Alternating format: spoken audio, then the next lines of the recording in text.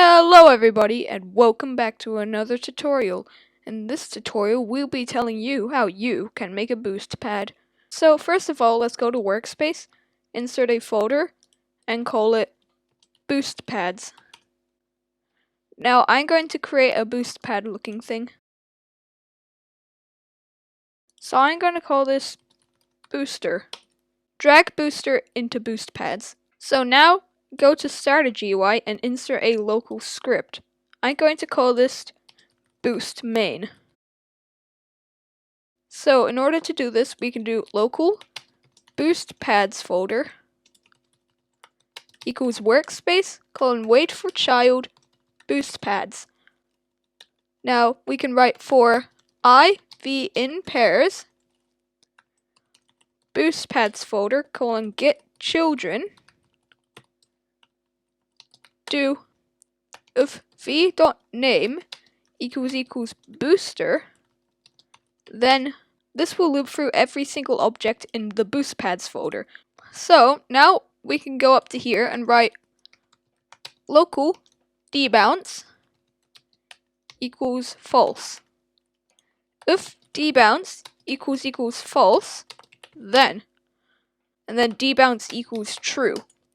So now this will prevent the script from activating multiple times. So now we can go back up here and write local player equals game.players.local player.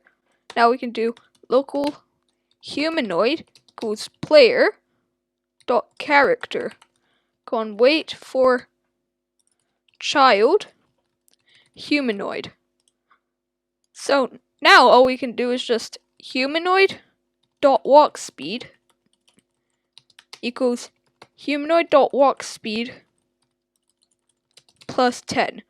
So now keep in mind the default humanoid walk speed is 16. So now we can add wait 5 and then humanoid dot walk speed equals humanoid dot walk speed minus 10. Debounce equals false. So now that once we've done that, we can add v.touched connect function, and under the debounce script we can add end. Make sure that there's a close bracket right here. So now I'm going to type in hit. And now we can type in if hit.parent.name equals player.name, and then move that all out one line. If you don't know how to do that, press tab, and backspace should move it back 4 lines. You can now see that we're getting a boost from it, and after 5 seconds we should lose our boost. And if I go all the way back and touch the booster again, you can see that I'm running again. Now this is pretty cool, but what if we wanted the camera to zoom out while we're boosting? Well, that's pretty simple to do. So we could do for I equals 1, 25, 1, do, and then add a very small wait. Now I can go up here and write local cam equals workspace.current camera. This is the camera of the player that follows your player so you can actually see the Roblox world around you. So we can do cam.fieldofview equals cam.fieldofview plus 1.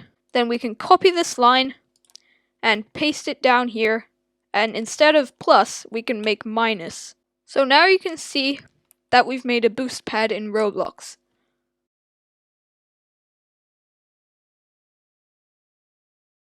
Change boost pads folder to whatever this is called. So if this is called boost pads thing, make sure that this right here is called boost pads thing, otherwise it won't work. If you've done everything correctly, it should come up here, and if it comes up here, press tab and it should autofill for you. Debounce should always equal false up here, otherwise none of this script in here will run. Humanoid.walkspeed equals humanoid.walkspeed plus 10. This is where you get to decide how much faster your character will go.